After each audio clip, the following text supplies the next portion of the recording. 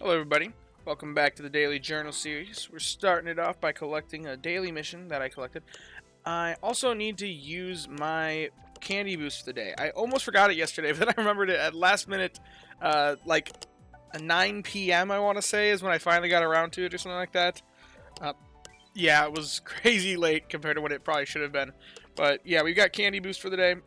I forgot about it the first day, and I don't want to forget about it again. Now, as for which Pokemon to use it on right now, the best ones that I'm just trying to get up, I really need to get my Vikavolt up to level 60, but I don't want to be using it on that because that is above level 56. That's going to be a very expensive level. Anything above level 50 feels like it should be off limits for this. So, the other things that I want to get up in level are my Beware, who gets level Help Speed M, or Help Speed S, that's sub-skill seedable at level 50, to make it just a little bit better at producing corn and berries. It's got Berry Fighting S, so my Beware is probably a little bit of an off-meta pick, given that it has, like, it doesn't have ingredient fighting till level 75, and really it's got nothing for ingredient fighting until that point, but I just use it for corn and off weeks, because most of the time my corn, I'm producing it with Gardevoir, and then I usually keep it overstocked, so that I can make it reliably throughout the course of an event week. So I've never actually run Beware during an event, and having that Berry Fighting S is just kind of nice.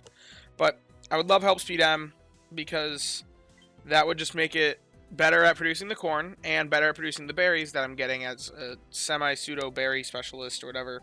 And it's got XP gains up, so it's pretty easy. However, my Luxray is my long-term invest for oil, and this guy really isn't that great for oil until level 50 at least, but level 60 as kind of the ABB problem, ABB options aren't that great at what they're doing until level 60. So, I would like to get him there. And then we can also sub-skill seed here. This is one of the primary reasons why I've purchased so many sub-skill seeds lately, just because I know that this one has a chance to misfire a couple times, because there's that ingredient fighting S, or inventory up S that could double. So we could potentially have to use 3 sub-skill seeds in this Luxray. But because of that, I want to invest in the Luxray further. We'll use these 2 Handy Candy M's just to get it to 50 candy, and I'm going to give this guy the candies. Okay. So, level 47. Like I said, I really want to get this Luxray to level 60 eventually for oil, because I think oil is a very good ingredient, especially right now with the Defiant Coffee Dress Salad. So yeah, that's where we're starting things off. Now, for my plans for Psychic Week, last time I really talked about and was planning an island bonus, but I think I kind of missed a very obvious point. One of you guys mentioned to me in the comments, you were like, well, if you weren't concerned about, like, if you weren't concerned about the area bonus, which island would you choose? And because of like spawn amount and based off like what's going to spawn there during the event, I was kind of thinking Siam Beach. I was planning all this like around it, and then I got to think about it. I was like, wait, if I want to maximize the event drowsy power, it really should just be an island that I have 75% on, which is either gonna be top, Greengrass, or OGPP. The only reason why I was writing Old Gold Power Plant off was just because I was like, I don't think I can get to the point that I can get 8 spawns on night 1, and I want to have 8 spawns right away. But realistically, I think the event progression is going to matter more, so I think it matters more we have 75%. And it's also a much easier solution, because then I don't have to worry about island bonus spillover. I don't have to worry about, because I'm going to be at 75%, I don't have to worry about accidentally misusing things. I can just go there that week and be fine. And I can continue my Palmy hunt, while also potentially getting more candies for Shinx, for Vikavolt, and for all those Pokemon that I'm looking to level up that I have that are Old Gold Power Plant exclusives. And also get more candies for Raichu, which could be very significant pretty soon, because they're talking about raising the level cap to level 65. And with how often I run my Raichu, I want to get him, or her actually, she's a female Raichu. I want to get her to level 65, like, right when they release it if I can, without spending any handy candies. So, and then if that one hits level 65, I got a second one that I'd love to get to level 65 as soon as possible. So, Old Gold Power Plant seems like a reasonable option for me. And especially with 4 spawns, I think it's a nice balance of maybe increasing Cresselia spawns by having the least other options. Also, less psychic type, like having less psychic types, but also having more psychic types having 4, so a little bit more than Cyan. Still having Mime, still having Muna and Musharna. I think it's a decent option for me. So I've been going to Old Gold Power Plant for so long, for ages. Like, there's a part of me that really wants to see new stuff and do other things, but it feels like a reasonable play for me. So I think I'm going to actually be planning around Old Gold Power Plant for the progression in the event. That's probably going to be a more niche pick. I think less people are going to be going to Old Gold Power Plant just because they're going to be worried about only getting 7 spawns.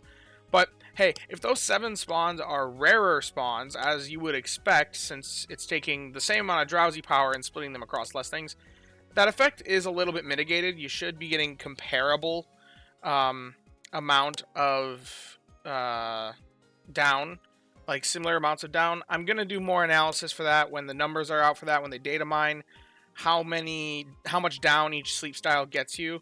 Then they'll actually make a thing for that. I'll be able to make a video talking about like which island is the best for down. We'll only know in due time as time goes on. Because eventually Rain on X will have those numbers. I'll be able to do an analysis, and I will for you guys right when those numbers are live. I'm going to be making a video as soon as I can. So if you want those numbers and you want that, then stay tuned. Subscribe to the channel so you can get notified. Turn on notifications because I will be dropping that shortly after that. So yeah, I think my best play is Old Gold Power Plant. Just because of the 75% island bonus. Managing the island bonus is really easy if you just keep going to the same island that has 75% already. It may make it a little bit messy at Cyan, but I don't have any long-term goals at Cyan, so I'm not too concerned about that. I would only go to Cyan if it's for an event, so that's why I'm just kind of like whatever about that. Lapis might also be kind of messy, but we can always manage it by going to the islands with 75%, which honestly my 2 biggest areas that I'm targeting right now is the spawns at top and the spawns at Old Gold. So, and both of those are at 75. That's probably going to be the only 2 islands that I go to for quite some time. It's the islands that I'm best prepared for, and they're the islands that have the spawns that I'm looking for. So why wouldn't I go to those islands? Anyway, let's check our research community, get our free candies, and then we'll check our research for the day. Oh, would you look at that? Hitting level 4 with one of you. Shout out to Pretty Jazz there. That'll help potentially get us more not mains. Down. Cresselia down. That's got to be some of the softest, like, feathers ever. Could you imagine making a pillow out of Cresselia down? That would probably give you the best of dreams.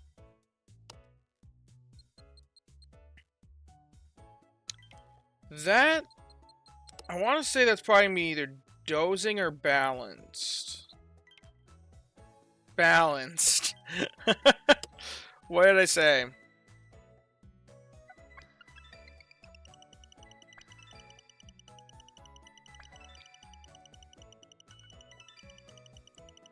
Okay, we're looking at a couple 2-star styles, a couple 3-star styles, and a 1-star. One a top belly as well.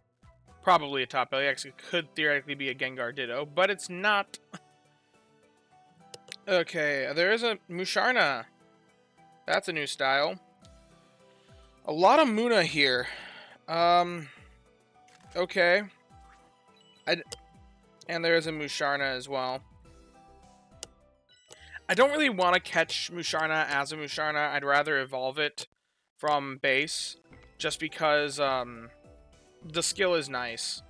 I do want to sleep decks. I want to log this. Okay. Musharna, 2-star style. Okay. Now, we will have 2 hungry Pokemon here, guaranteed. I hope it's not the Drifblim, because, man, I don't want to be catching that. That is one that I will leave hungry.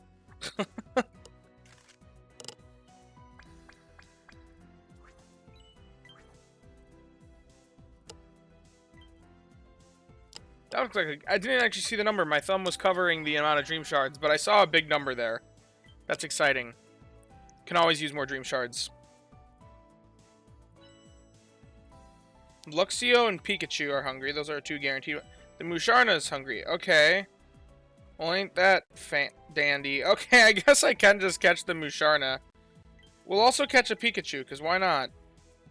It's hungry, and it's a guaranteed catch with 2 biscuits. 2 regular... 1 regular Pokebiscuit! Was not expecting that one. Okay. We'll feed a regular biscuit to the Luxio. Okay, that's alright.